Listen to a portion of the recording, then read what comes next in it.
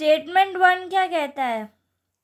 Both 12 gram of carbon 27 gram of aluminium will have the 6.02 into 10 की power 23 atoms.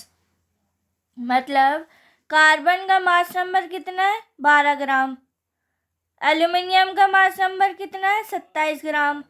will have 6.02 into 10 की power 23 atoms. मतलब 6.02 into 10 की power 23 किसकी value होती है? एवोगाड्रोस नंबर की होती है। तो मतलब ये कहना चाह रहा है कि जितनी भी, देखो मैंने लिखा है कि कार्बन और aluminium is equal to the Avogadro's number.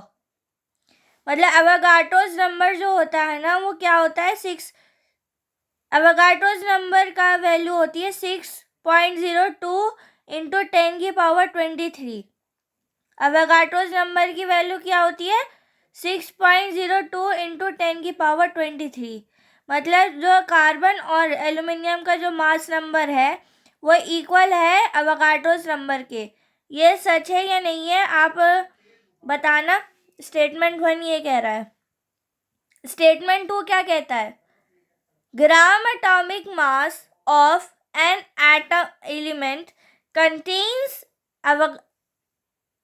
Avogadro's number of an atom.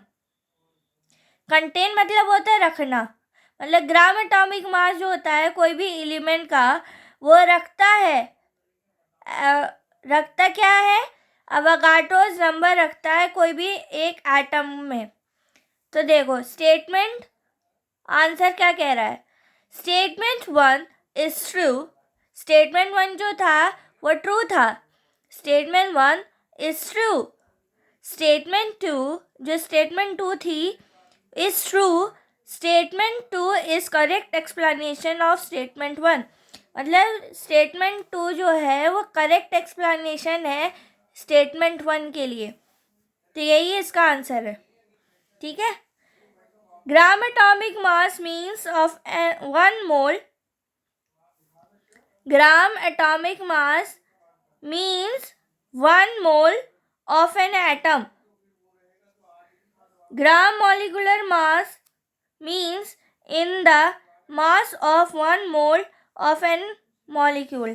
एक मोल के लिए जो एक मोल का जो मास नंबर है वो बराबर होता है ग्राम मॉलिक्यूलर मास के।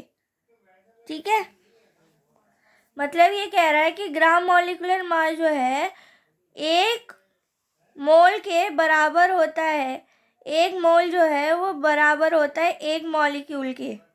यही मतलब होता है ग्राम मॉलिक्यूलर मास का। ठीक है। अब आगे चलते हैं। Exam important. Molecular mass of 1 मोल। मतलब मॉलिक्यूलर मास जो होता है वो मास होता है एक मोल के बराबर होता है।